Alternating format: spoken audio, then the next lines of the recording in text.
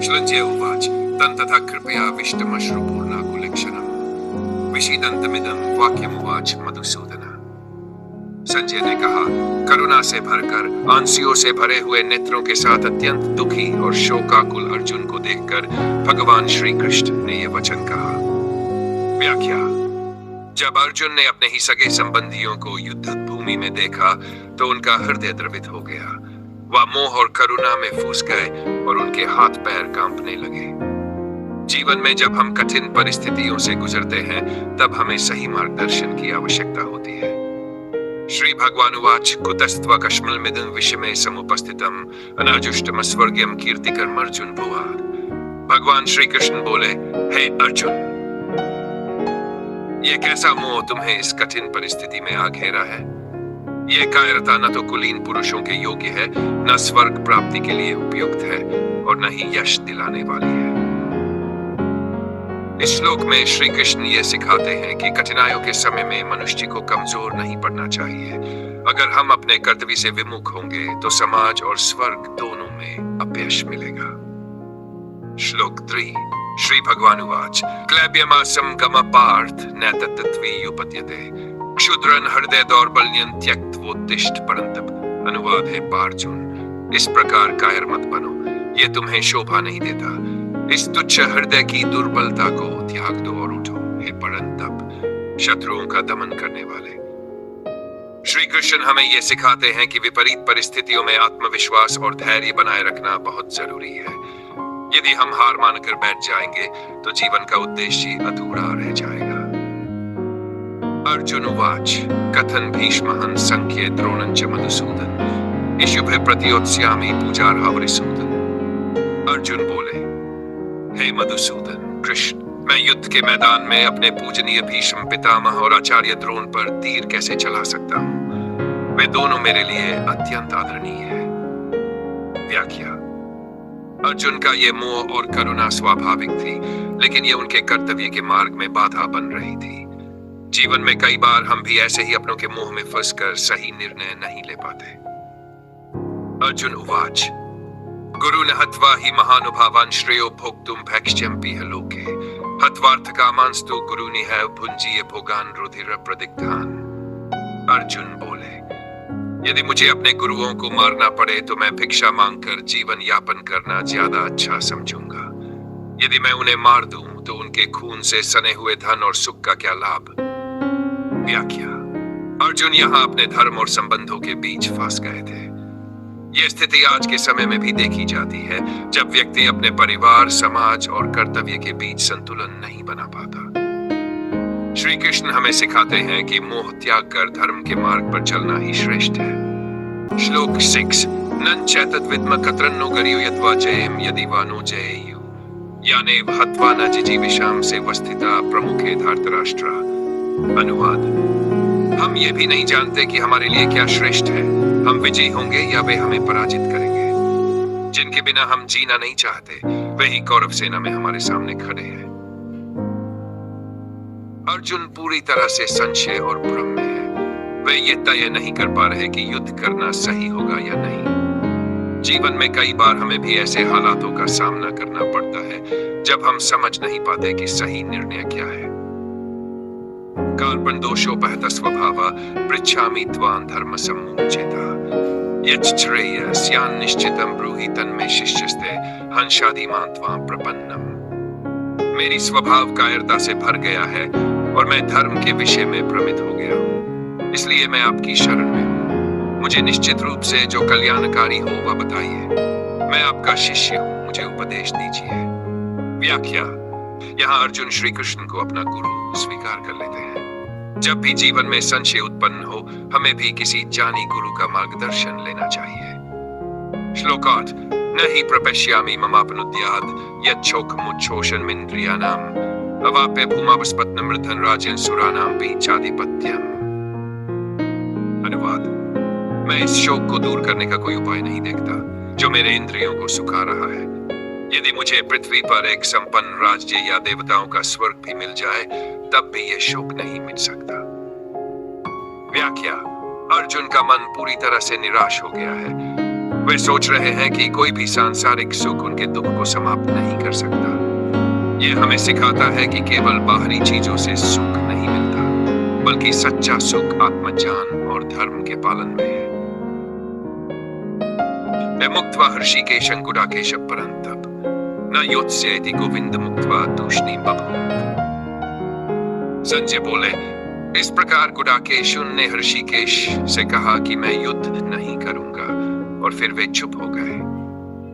अर्जुन की मनोदशा पूरी तरह से निराशा से भर गई थी। उन्होंने अपने हथियार डाल दिए और मौन हो गए। जीवन में जब हम भी मानसिक द्वंद्व में होते हैं, तब अक्सर हम निर्णयहीन होकर चुप हो जाते हैं। तमुवाच हृषिकेश प्रसन्नु भारत सेनयोरुभयोर्मध्ये विषिदन्तमिदं वचानुवाद। है भारत धृतराष्ट्र। सेनाओं के बीच शोकग्रस्त अर्जुन को देखकर हृषिकेश ने मुस्कुराते हुए यह वचन कहा। व्याख्या: श्री कृष्ण मुस्कुराते हैं क्योंकि उन्हें अर्जुन की मोह भरी स्थिति समझ में आ गई थी। वे जानते थे कि अर्जुन का यह मोह दूर किया जा सकता है। इसी तरह जब हम किसी संकट में होते हैं, तब एक ज्ञानी गुरु हमें सही राह दिखा सकता है। श्री भगवानुवाच अशोच्यानन वशोचस्त्वं प्रज्ञावादांच भाषसे गतासून नानुशोचन्ति पंडिता। अनुवाद: भगवान श्री कृष्ण बोले, तुम उन लोगों के लिए शोक कर रहे हो जिनके लिए शोक करना उचित नहीं है, और पंडितों के समान बातें कर रहे हो, किंतु जो वास्तव में ज्ञानी होते हैं वे न जीवितों के लिए शोक करते हैं और न मृतकों के लिए। व्याख्या: श्री कृष्ण यहाँ अर्जुन को यह समझा रहे हैं कि आत्मा अमर है, इसलिए शरीर के विनाश से शोक करना उचित नहीं है। हमें अपने कर्तव्य पर ध्यान देना चाहिए, न कि व्यर्थ की भावनाओं में उलझना चाहिए। न त्वेवाहं जातु नासन् न त्वन्नेमे जनाधिपा न चैव न भविष्यामः सर्वे वयमतः परम्। न तो मैं कभी नहीं था, न तुम, और न ही ये राजा लोग, और न ही हम आगे कभी नहीं रहेंगे। हम सभी सदा से हैं और सदा रहेंगे। यह श्लोक आत्मा की अमरता को स्पष्ट करता है। श्री कृष्ण कहते हैं कि आत्मा कभी नष्ट नहीं होती, केवल शरीर बदलता है। इसलिए मृत्यु का शोक व्यर्थ है। देहिनो अस्मिन् यथा देहे कौमारं यौवनं जरा तथा देहांतर प्राप्ति धीरस्ततर न मुह्यति। जैसे इस शरीर में जीव बचपन से युवावस्था और फिर बुढ़ापे में जाता है, वैसे ही मृत्यु के बाद आत्मा दूसरा शरीर प्राप्त करती है। इस सत्य को समझने वाला ज्ञानी व्यक्ति भ्रमित नहीं होता। हमारा शरीर बदलता है, लेकिन हमारी आत्मा वही रहती है। ठीक वैसे ही मृत्यु के बाद आत्मा नया शरीर धारण करती है। हमें शरीर की मृत्यु से भयभीत नहीं होना चाहिए। श्लोक मास्त्र स्पर्शास्तु कौन शीतोष्ण सुख दुखता आत्मा पाइनो अनित्यास्तान स्थितिक्षु भारत। रहे कुंती पुत्र, सर्दी गर्मी सुख दुख इत्यादि इंद्रिय स्पर्शजन्य अनुभव क्षणिक होते हैं, वे आते जाते रहते हैं। इसलिए हे भारत, तू उन्हें सहन कर। व्याख्या: इस श्लोक में श्री कृष्ण हमें सिखाते हैं कि सुख और दुख क्षणिक होते हैं। जैसे गर्मी और सर्दी आती जाती है, वैसे ही जीवन की परिस्थितियां भी बदलती रहती है। हमें धैर्य और सहनशीलता रखनी चाहिए। येन हि न व्यथयन्त्येते पुरुषं पुरुषर्षभ समदुख सुखं धीरं सोमृतत्वाय कल्पते। अनुवाद: हे अर्जुन, जो व्यक्ति सुख दुख में समान रहता है और जिन पर ये परिस्थितियां प्रभाव नहीं डालती, वह वास्तव में अमृत मोक्ष के योग्य होता है। व्याख्या: जो व्यक्ति सुख और दुख में समान रहता है, वही सच्चे अर्थों में ज्ञानी होता है। जो इनसे प्रभावित नहीं होता, वह मोक्ष प्राप्त करने के योग्य बनता है। श्लोक: न सतो विद्यते भावो न भावो विद्यते सतः उभयोरपि दृष्टो उन्तस्त्वन्योस्तत्वदर्शिभिः शीनुवाद। जो असत्य है उसका अस्तित्व नहीं होता, और जो शाश्वत है उसका कभी अभाव नहीं होता। तत्वदर्शी महापुरुषों ने इस तथ्य को भली भांति समझा है। इस श्लोक में श्री कृष्ण समझा रहे हैं कि नश्वर वस्तुएं जैसे शरीर, धन, सुख दुख क्षणिक है, जबकि आत्मा शाश्वत और अजर अमर है। जो व्यक्ति इस सत्य को समझ लेता है, वह मोह और भय से मुक्त हो जाता है। अविनाशी तु तद्विद्धि येन सर्वमिदं ततं विनाशमव्यस्यास्य न कश्चित् कर्तुमर्हति। जान लो कि वही अविनाशी आत्मा है जिससे यह संपूर्ण सृष्टि व्याप्त है। इस अविनाशी आत्मा का कोई भी विनाश नहीं कर सकता। श्री कृष्ण यहाँ आत्मा की अमरता की पुष्टि कर रहे हैं। हमारा शरीर नष्ट हो सकता है, लेकिन आत्मा अजर अमर है और संपूर्ण ब्रह्मांड में व्याप्त रहती है। इसलिए हमें शरीर की मृत्यु से भयभीत नहीं होना चाहिए। अंतवंते में देहा नित्यस्योक्ता शरीरिन अनाशिनो प्रमेयसी तस्मात् यस्व भारत। अनुवाद, ये शरीर नश्वर है, किंतु इनमें निवास करने वाली आत्मा नित्य, अविनाशी और असीम है। इसलिए हे भारत अर्जुन, तुम युद्ध करो। श्री कृष्ण अर्जुन को यह समझा रहे हैं कि शरीर का अंत निश्चित है, लेकिन आत्मा को कोई नष्ट नहीं कर सकता। इसलिए उसे अपने कर्तव्य धर्म युद्ध से विमुख नहीं होना चाहिए। ये न वेत्ति हंतारन यश्चैनम मन्यते हतम उभौ तो न विजानीतो नाय हंति न हन्यते। जो ये सोचता है कि आत्मा किसी को मार सकती है, या जो ये समझता है कि आत्मा मारी जा सकती है, वे दोनों ही अज्ञानता में है। आत्मा न किसी को मारती है और न ही स्वयं मारी जा सकती है। व्याख्या, यहाँ श्री कृष्ण ये स्पष्ट कर रहे हैं कि आत्मा शाश्वत है, कोई भी इसे नष्ट नहीं कर सकता और न ही ये किसी को नष्ट कर सकती है।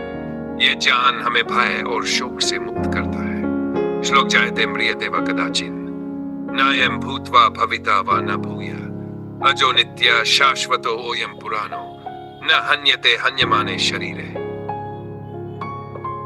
आत्मा न कभी जन्म लेती है और न ही कभी मरती है। ये न तो पहले कभी उत्पन्न हुई थी, न अब हो रही है और न ही आगे होगी।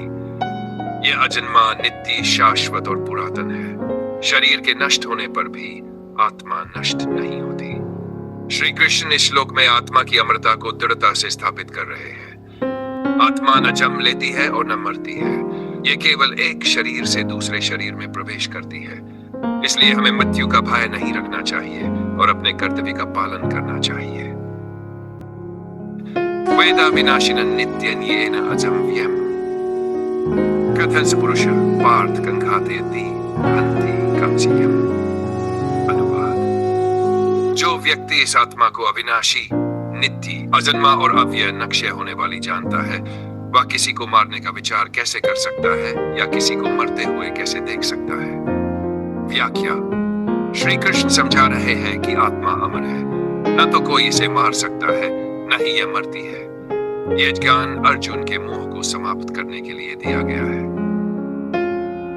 वासांसि जीर्णानि यथा विहाय नवानि गृह्णाति नरो प्राणि तथा शरीरानि विहाय जीर्णान्यन्यानि संयाति नवानि देहि। अनुवाद, जैसे मनुष्य पुराने वस्त्रों को त्याग कर नए वस्त्र धारण करता है, वैसे ही आत्मा पुराने शरीर को छोड़कर नया शरीर प्राप्त करती है। व्याख्या, यह श्लोक आत्मा के पुनर्जन्म के सिद्धांत को स्पष्ट करता है। शरीर की मृत्यु आत्मा के लिए केवल वस्त्र बदलने जैसी है। इसलिए हमें मृत्यु से भयभीत नहीं होना चाहिए। नैनं छिन्दन्ति शस्त्राणि नैनं दहति पावक न चैनन क्लेदयन्त्यापो शोष्यति मारुतो। अनुवाद, न इसे शस्त्र काट सकते हैं, न इसे आग जला सकती है, न इसे पानी गीला कर सकता है और न ही वायु इसे सुखा सकती है। व्याख्या, यह आत्मा की अमरता और अजेयता को दर्शाता है। कोई भी भौतिक वस्तु आत्मा को नष्ट नहीं कर सकती। अच्छेद्यो यमदाह्यो यमक्लेद्यो उशोषी एव च नित्य सर्वगत स्थानोर्चलो यन् सनातन। अनुवाद, यह आत्मा न काटी जा सकती है, न जलाई जा सकती है, न गीली की जा सकती है और न सुखाई जा सकती है। यह नित्य, सर्वव्यापक, स्थिर, अचल और सनातन है। व्याख्या, यह श्लोक आत्मा की दिव्यता और अडिगता को बताता है। आत्मा सदा से थी, सदा रहेगी और इसे कोई नष्ट नहीं कर सकता। अव्यक्तो यम अचिन्त्यो यमं विकार्यो मुच्यते तस्मादेवं विदित्वा नानुशोचितुमर्हसि। अनुवाद, ये आत्मा अव्यक्त, अचिंत्य और अविकार, परिवर्तन रहित कही जाती है। इसलिए इसे जानकर तुम्हें शोक नहीं करना चाहिए। व्याख्या, श्री कृष्ण अर्जुन को समझाते हैं कि आत्मा हमारी इंद्रियों की पकड़ में नहीं आती। इसे सोचा नहीं जा सकता, न ही इसे बदला जा सकता है। इसलिए इसे लेकर शोक करना व्यर्थ है। अच्छैनन नित्यजातं व मन्यसे मृतम् तथापि त्वं महाबाहो नैवं शोचितुमर्हसि। अनुवाद। हे महाबाहुजुन, यदि तुम इस आत्मा को नित्य जन्म लेने वाली और नित्य मरने वाली मानते हो, तब भी तुम्हें शोक नहीं करना चाहिए। यदि अर्जुन मानते हैं कि आत्मा हर जन्म के बाद नष्ट हो जाती है और फिर नया जन्म लेती है, तब भी शोक करना व्यर्थ है, क्योंकि जन्म और मृत्यु तो संसार का नियम है। जातस्य हि ध्रुवो मृत्युर्ध्रुवं जन्म मृतच तस्मात् पर्यार्यर्थेनत्वं शोचितुमर्हसि। अनुवाद। जो जन्मा है उसकी मृत्यु निश्चित है, और जो मरा है उसका पुनर्जन्म निश्चित है। इसलिए जिसे बदला नहीं जा सकता, उसके लिए शोक करना व्यर्थ है। यह संसार का अटल सत्य है कि हर जीव जो जन्म लेता है वह एक दिन मरेगा, और जो मरता है वह फिर जन्म लेगा। इसलिए मृत्यु को लेकर चिंता करने की आवश्यकता नहीं है। अव्यक्तादीनि भूतानि व्यक्तमध्यानि भारत अव्यक्त निधनान्येव तत्र का परिदेवना। अनुवाद। हे भारत अर्जुन, सभी प्राणी पहले अव्यक्त अदृश्य रूप में होते हैं, फिर प्रकट होते हैं और अंत में फिर से अव्यक्त हो जाते हैं। तो फिर किस बात का शोक करना? व्याख्या। यह श्लोक सृष्टि के चक्र को समझाता है। जैसे कोई व्यक्ति जन्म से पहले अदृश्य था, जीवन के कुछ समय के लिए प्रकट होता है और मृत्यु के बाद फिर अदृश्य हो जाता है, उसी तरह आत्मा भी इसी चक्र में घूमती रहती है। श्लोक। आश्चर्यवत् पश्यति कश्चिदेनमाश्रुतवती तथैव चान्य आश्चर्यवच्चैन्मन् शृणोति श्रुत्वापि न वेद न चैव कश्चित्। अनुवाद। कुछ लोग आत्मा को आश्चर्य की तरह देखते हैं, कुछ इसे आश्चर्य की तरह वर्णन करते हैं, कुछ इसे आश्चर्य की तरह सुनते हैं, लेकिन कोई भी वास्तव में इसे समझ नहीं पाता। व्याख्या। आत्मा को लेकर लोग अलग अलग विचार रखते हैं, लेकिन वास्तव में इसे समझ पाना आसान नहीं है। यह एक दिव्य रहस्य है जिसे केवल ज्ञान और ध्यान द्वारा अनुभव किया जा सकता है। श्लोक। देहि नित्यमव्ययोऽयं देहे सर्वस्य भारत तस्मात् सर्वाणि भूतानि न त्वं शोचितुमर्हसि। अनुभारत। यह आत्मा सभी शरीरों में निवास करती है और यह कभी नष्ट नहीं होती, इसलिए तुम्हें किसी भी जीव के लिए शोक नहीं करना चाहिए। श्री कृष्ण पुनः अर्जुन को समझाते हैं कि आत्मा अजर अमर है और केवल शरीर बदलती है। जब आत्मा का नाश संभव ही नहीं है, तो युद्ध और मृत्यु को लेकर दुखी होना व्यर्थ है। स्वधर्ममपि चावेक्ष्य न विकम्पितुमर्हसि धर्म्याद्धि युद्धाश्रेयो अन्यच्च क्षत्रियस्य न विद्यते। अनुवाद। अपने क्षत्रिय धर्म को देखते हुए तुम्हें भयभीत नहीं होना चाहिए, क्योंकि एक क्षत्रिय के लिए धर्म युद्ध से बढ़कर कोई श्रेयस्कर कर्तव्य नहीं है। व्याख्या। श्री कृष्ण कहते हैं कि युद्ध से हटना अर्जुन के क्षत्रिय धर्म के विरुद्ध होगा।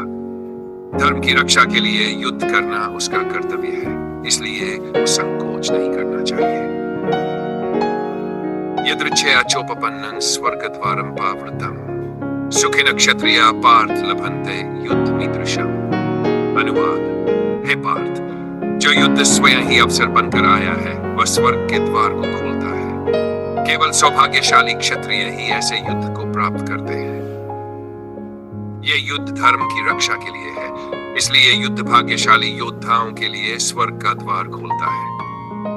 यदि अर्जुन इसे छोड़ देगा तो वह अपने कर्तव्य से विमुख होगा। अथ चेत्त्वमिमं धर्म्यं संग्राम न करिष्यसि ततः स्वधर्मं कीर्तिं च हित्वा पापं वाप्स्यसि। अनुवाद। यदि तुम इस धर्म युक्त युद्ध को नहीं करोगे तो अपने धर्म और कीर्ति को खोकर पाप को प्राप्त करोगे। व्याख्या। अपने कर्तव्य से पीछे हटना पाप है। अर्जुन यदि युद्ध से भागेगा तो यह उसकी प्रतिष्ठा और धर्म के विरुद्ध होगा, जिससे वह धर्म के भागीदार बन जाएगा। अकीर्तिं चापि भूतानि कथयिष्यन्ति ते अव्यया संभावित से चाकीर्तिर्मरणादतिरिच्यते। अनुवाद। हमेशा तुम्हारी अपकीर्ति की चर्चा करेंगे और सम्मानित व्यक्ति के लिए अपकीर्ति मृत्यु से भी अधिक कष्टदायक होती है। अर्जुन यदि युद्ध छोड़ देता है तो लोग उसे कायर कहेंगे। एक योद्धा के लिए अपमान और बदनामी मृत्यु से भी बुरी होती है। श्लोक। भयाद्रनादुप्रतं मन्स्यन्ते त्वां महारथाः येषां च त्वं वसुमतो भूत्वा यास्यसि लाघवम्। अनुवाद। महान योद्धा सोचेंगे तुम भय के कारण युद्ध से भागे हो। जिन्हें तुमने अब तक प्रभावित किया है वे तुम्हें तुच्छ समझेंगे। या युद्ध भूमि से हटना अर्जुन की वीरता पर प्रश्न चिन्ह लगा देगा। जो योद्धा आज उसकी प्रतिष्ठा करते हैं वे उसे भूख मान लेंगे। अवाच्यवादांश्च बहून् वदिष्यन्ति तवाहिता निन्दन्तस्तव सामर्थ्यं ततो दुःखतरन्नु किं नु वाद। तुम्हारे शत्रु तुम्हारे बारे में अनुचित बातें कहेंगे और तुम्हारी शक्ति की निंदा करेंगे। इससे अधिक दुखदाई और क्या हो सकता है। अर्जुन यदि युद्ध से पीछे हटता है तो केवल मित्र ही नहीं बल्कि शत्रु भी उसकी निंदा करेंगे। एक योद्धा के लिए अपनी वीरता पर उठे सवाल सहन करना कठिन होता है। श्लहतो वा प्राप्स्यसि स्वर्गं जित्वा वा भोक्ष्यसे महीम् तस्मादुत्तिष्ठ कौन्तेय युद्धाय कृतनिश्चय। अनुवाद: यदि तुम युद्ध में मारे गए तो स्वर्ग प्राप्त करोगे और यदि विजयी हुए तो पृथ्वी का राज्य भोगोगे। इसलिए हे कौन्तेय, उठो और युद्ध के लिए संकल्प लो। व्याख्या: यह श्लोक बताता है कि युद्ध में केवल विजय या पराजय नहीं होती बल्कि दोनों ही स्थितियां लाभदायक है। विजय से पृथ्वी का राज्य और मृत्यु से स्वर्ग। इसलिए अर्जुन को बिना संकोच युद्ध करना चाहिए।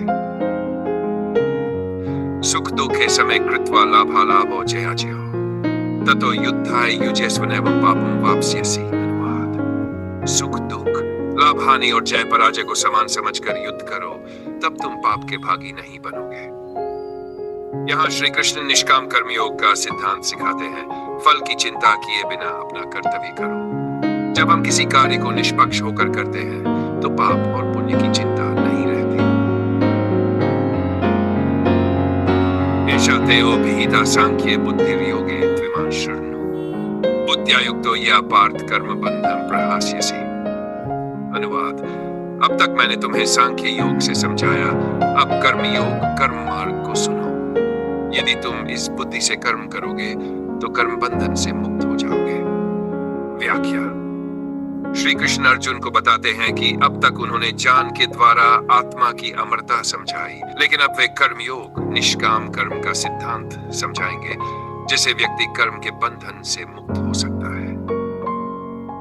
श्लोक: नेहाभिक्रमनाशो अस्ति प्रत्यवायो न विद्यते स्वल्पमप्यस्य धर्मस्य त्रायते महतो भयात्। अनुवाद: इस योग में कोई प्रयास व्यर्थ नहीं जाता, न ही कोई हानि होती है। थोड़ा सा भी इस धर्म का पालन बड़ा भय दूर कर सकता है। व्याख्या: इस श्लोक में श्री कृष्ण कहते हैं कि निष्काम कर्म योग में किया गया कोई भी प्रयास कभी व्यर्थ नहीं जाता। थोड़ा सा भी कर्मयोग का अभ्यास व्यक्ति को जन्म मरण के भय से मुक्त कर सकता है। व्यवसायात्मिका बुद्धि रेके कुरुनंदन बहुशाखा ह्यनंताश्च बुद्धियो अव्यवसायिनाम। अनुवाद: हे कुरुनंदन, इस योग में निश्चयात्मक बुद्धि वाले व्यक्ति का एक ही लक्ष्य होता है, लेकिन अस्थिर बुद्धि वाले लोगों की सोच अनेक शाखाओं में बन जाती है। व्याख्या: जो व्यक्ति निष्काम कर्मयोग को अपनाता है उसकी बुद्धि एक लक्ष्य पर केंद्रित रहती है, लेकिन जो लोग भौतिक सुखों में लिप्त होते हैं उनकी सोच अनेक दिशाओं में भटकती रहती है। यामिमां पुष्पितां वाचं प्रवदन्त विपश्चिता वेदवादरता वा पार्थ नान्यदस्तीति वादिनः कामात्मानः स्वर्गपरा जन्म कर्म फलप्रदां क्रिया विशेष बहुलां भोगैश्वर्य गतिं प्रति। अनुवाद: हे पार्थ, अल्पज्ञानी लोग वेदों की पुष्पित वाणी मोहक शब्दों में फंस जाते हैं। वे केवल स्वर्ग और भोगों की प्राप्ति के लिए वेदों में वर्णित कर्मकांडों का पालन करते हैं। वे मानते हैं कि इसके अलावा कुछ नहीं है। व्याख्या: यहाँ श्री कृष्ण कहते हैं कि कुछ लोग केवल स्वर्ग प्राप्ति और भौतिक सुखों के लिए वेदों के कर्मकांडों में लिप्त रहते हैं। वे सत्य ज्ञान को नहीं समझते और आत्मिक उन्नति से वंचित रह जाते हैं। भोगैश्वर्योत्सक्तानां तया परितच्छेदसाम् व्यवसायात्मिका बुद्धि समाधान विधीयते। अनुवाद: जो लोग भोग और ऐश्वर्य में आसक्त हैं उनकी बुद्धि मोह के कारण सत्य से हट जाती है। ऐसे लोगों की बुद्धि समाधि में स्थिर नहीं होती। व्याख्या: जो लोग धन भोग विलास और ऐश्वर्य में लिप्त होते हैं वे आत्म साक्षात्कार मोक्ष के मार्ग से भटक जाते हैं। उनकी बुद्धि कभी स्थिर नहीं हो पाती और वे आध्यात्मिक उन्नति नहीं कर पाते। श्रैगुण्य विषया वेदा निस्त्रैगुण्यो भवार्जुन, निर्द्वंद्वो नित्य सत्य वस्तु निर्योग क्षेम आत्मवान। अनुवाद: वेद तीनों गुणों सतोगुण, रजोगुण और तमोगुण से संबंधित है, लेकिन हे अर्जुन, तुम इन गुणों से परे हो जाओ, द्वंद्वों से मुक्त रहो, सत्वगुण में स्थिर रहो और न तो लाभ की चिंता करो और न ही सुरक्षा की। व्याख्या: श्री कृष्ण यहाँ कहते हैं कि वेदों में वर्णित कर्मकांड तीनों गुणों सत्व, रजस और तमस के प्रभाव में होते हैं, लेकिन अर्जुन को इनसे ऊपर उठकर केवल निष्काम कर्म करना चाहिए। उसे न तो भोग की इच्छा करनी चाहिए, न ही हानि का भय रखना चाहिए। श्लर्मंच बुद्धियुक्ता ही फलं त्यक्त्वा मनीषिन्, जन्म बंध विनिर्मुक्ता पदं गच्छन्त्यनाम्यम्। बुद्धियुक्त ज्ञानी जन कर्मों के फल का त्याग करके जन के बंधनों से मुक्त हो जाते हैं और उस परम अवस्था को प्राप्त करते हैं जहां कोई दुख नहीं होता। जो व्यक्ति निष्काम भाव से कर्म करता है वह जन्म मरण के चक्र से मुक्त होकर परम शांति को प्राप्त करता है। यही मोक्ष है। यदा ते मोहकलिलं बुद्धिर्व्यतितरिष्यति तदा गन्तासि निर्वेदं श्रोतव्यस्य श्रुतस्य च। अनुवाद: जब तेरी बुद्धि मोह के अंधकार को पार कर जाएगी तब तू वेदों की सुनी सुनाई बातों से भी ऊपर उठ जाएगा। ज्ञान होने पर व्यक्ति केवल शास्त्रों पर निर्भर नहीं रहता, बल्कि अनुभव और आत्मबुद्धि से सत्य को समझता है। श्रुति विप्रतिपन्ना ते यदा स्थास्यति निश्चला समाधावचला बुद्धिस्तदा योगं वाप्स्यसि। जब तेरी बुद्धि शास्त्रों के विरोधाभासी वचनों से विचलित नहीं होगी और एकाग्र होकर समाधि में स्थिर हो जाएगी, तभी तू सच्चे योग को प्राप्त करेगा। स्थिर बुद्धि व्यक्ति ही समाधि और योग प्राप्त करता है। बाहरी जानकारी से परे जाकर अंतर्मन की स्थिरता आवश्यक है। अर्जुन उवाच: स्थित प्रज्ञस्य का भाषा समाधिस्थस्य केशव। स्थित थी किम प्रभाषेत किम आसीत व्रजेत किम। अनुवाद: अर्जुन ने पूछा, स्थित प्रज्ञ वाले व्यक्ति की भाषा क्या है? वह कैसे बोलता है, कैसे बैठता है और कैसे चलता है? अब अर्जुन जानना चाहता है कि वह व्यक्ति जो योगी हो गया है, जिसकी बुद्धि स्थिर है, उसकी बाहरी और भीतरी पहचान क्या होती है। श्लोक श्री भगवान उवाच: प्रजहाति यदा कामान सर्वान् पार्थ मनोगतान् आत्मन्येवात्मना तुष्टा स्थित प्रज्ञस्तदोच्यते। भगवान ने कहा, जब व्यक्ति मन में उत्पन्न सभी इच्छाओं को त्याग देता है और आत्मा में ही संतुष्ट रहता है, तब वह स्थित बुद्धि वाला कहलाता है। जिस व्यक्ति ने मन की इच्छाओं को पूरी तरह त्याग दिया है और आत्मा में ही आनंद अनुभव करता है, वही सच्चा योगी और ज्ञानी होता है। दो श्लोक: विश्वनुद्विग्नमना सुखेषु विगतस्पृह वितरागभय क्रोध स्थित धीर मुनिरुच्यते। जो व्यक्ति दुखों में विचलित नहीं होता, सुखों में आसक्त नहीं होता और जिसने राग, भय तथा क्रोध को जीत लिया है, वह स्थिर बुद्धि मुनि कहलाता है। स्थित प्रज्ञ व्यक्ति न सुख में उल्लास करता है, न दुख में टूटता है। वह भावनाओं से परे स्थिर मन वाला होता है। ये सर्वत्रान्विस्नेहस्तत्तत्प्राप्य शुभाशुभं नाभिनन्दति न द्वेष्टि तस्य प्रज्ञा प्रतिष्ठिता। अनुवाद: जो व्यक्ति शुभ या अशुभ किसी भी वस्तु से आसक्त नहीं होता, न ही उसे मिलने पर प्रसन्न होता है और न खोने पर दुखी होता है, उसकी बुद्धि स्थिर है। एक ज्ञानी व्यक्ति किसी भी वस्तु या परिस्थिति से नहीं जुड़ता, वह सब कुछ ईश्वर की इच्छा मानकर स्वीकार करता है। यदा संहरते चायं कूर्मो अंगानि सर्वश्रेन्द्रियाणि नीत्य प्रज्ञा प्रतिष्ठिता। अनुवाद: जैसे कछुआ अपने अंगों को भीतर खींच लेता है, वैसे ही जो व्यक्ति अपने इंद्रियों को विषयों से हटा लेता है, उसकी बुद्धि स्थिर मानी जाती है। व्याख्या: जिसे आत्म संयम प्राप्त है, वह अपनी इंद्रियों को नियंत्रित करके अपने भीतर स्थित रहता है, जैसे योगी या तपस्वी। विषया विनिवर्तन्ते निराहार्स्य देहिन् रसवजन रसोप्यस्येपन दृष्ट्वा निवर्तते। इंद्रियों से विषय तो दूर हो जाते हैं, पर उनका रस आसक्ति बना रहता है। परंतु जब आत्मा परम सत्य को देखती है, तब वह रस भी समाप्त हो जाता है। संयम से विषयों को तो छोड़ा जा सकता है, पर भीतर की इच्छा तभी जाती है जब व्यक्ति को आत्मिक आनंद की अनुभूति हो जाती है। यततो हेपि कौन्तेय पुरुषस्य विपश्चित इंद्रियाणि प्रमाथीनि हरन्ति प्रसभं मन। अनुवाद: हे कौन्तेय, बुद्धिमान व्यक्ति भी जब संयम का प्रयास करता है तब भी बलवान इंद्रियां उसके मन को बलपूर्वक खींच ले जाती है। व्याख्या: इंद्रियां बहुत शक्तिशाली है, इसलिए आत्म संयम के मार्ग भी मनुष्य को सदैव सावधान रहना चाहिए। केवल ज्ञान से नहीं, अभ्यास और भक्ति से भी सहायता लेनी पड़ती है। श्लोक 67 तानि सर्वाणि संयम्य युक्त आसीत् मत्पर वशहि केन्द्रियाणि तस्यर्ज्ञा प्रतिष्ठिता। अनुवाद: जो व्यक्ति सभी इंद्रियों को वश में करके मुझ में ही स्थित रहता है, उसकी बुद्धि स्थिर मानी जाती है। जो इंद्रियों को नियंत्रण में रखकर ईश्वर में मन लगाता है, वही स्थिर बुद्धि वाला ज्ञानी होता है। ध्येतो विषयान् पुंस संगस्तेषु जायते काम, कामात् क्रोधो विजायते। अनुवाद: जब मनुष्य विषयों का चिंतन करता है तो उसमें आसक्ति पैदा होती है। आसक्ति से कामना उत्पन्न होती है और कामना से क्रोध। यहाँ श्री कृष्ण मन की गिरावट की श्रृंखला बताते हैं। विषयों पर बार बार सोचने से मोह बढ़ता है। क्रोधात् भवति सम्मोह, सम्मोहात् स्मृति विभ्रम, स्मृति भ्रंशात् बुद्धिनाशो, बुद्धिनाशात् भ्रंशति। अनुवाद: क्रोध से मोह उत्पन्न होता है, मोह से स्मृति भ्रमित होती है, स्मृति के भ्रम से बुद्धि का नाश होता है और बुद्धि के नष्ट होने पर मनुष्य का पतन हो जाता है। व्याख्या: यह श्लोक मानसिक पतन के 7 चरण दर्शाता है, कामना से लेकर अंततः विनाश तक। श्लोक: रागद्वेष युक्तस्तु विषयानिन्द्रियाश्चरन् आत्मवश्यैर्विधेय आत्मा प्रसादमधिगच्छति। परंतु जो व्यक्ति राग और द्वेष से रहित होकर संयमित इंद्रियों के द्वारा विषयों का सेवन करता है, वह शुद्ध चित्त वाला होकर प्रसाद, आंतरिक शांति को प्राप्त करता है। सही तरीका यह है कि हम विषयों से भागे नहीं, बल्कि बिना राग द्वेष के संयमित जीवन जिए।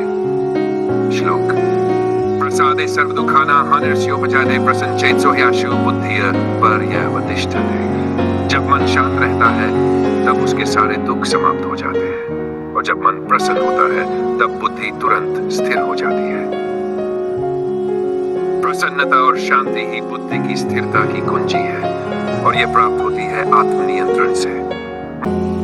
नास्ति बुद्धि युक्तिर्युक्तस्य न चायुक्तस्य भावना, न चाभावेतो शान्तिरशानस्य कुत्सुकम्। जिस व्यक्ति का मन संयमित नहीं है, उसकी बुद्धि स्थिर नहीं होती, और जिसकी बुद्धि स्थिर नहीं है, उसकी भावना ध्यान शक्ति नहीं होती, और जिस व्यक्ति को शांति नहीं है, वह सुख कैसे प्राप्त कर सकता है। व्याख्या: शांति और सुख के लिए मन का संयम और स्थिरता आवश्यक है। असंयमी मन वाला व्यक्ति कभी आनंद को नहीं जान सकता। इंद्रियाणा हि चरतां यन्मनो अनुविधीयते तदस्य हरति प्रज्ञां वायुर्नामिवाम्भसि। जैसे जल में नौका को तेज हवा बहा ले जाती है, वैसे ही जब मन इंद्रियों के पीछे दौड़ता है तो वह बुद्धि को नष्ट कर देता है। इंद्रियों के नियंत्रण के बिना हमारी समझ और विवेक भी डगमगाने लगते हैं। तस्मात् यस्य महाबाहो निगृहीतानि सर्वश इंद्रियाणि इंद्रियार्थेभ्यस्तस्य प्रज्ञा प्रतिष्ठिता। इसलिए है महाबाहु अर्जुन, जिसकी सभी इंद्रियां विषयों से हटाई गई है, उसी की बुद्धि स्थिर होती है।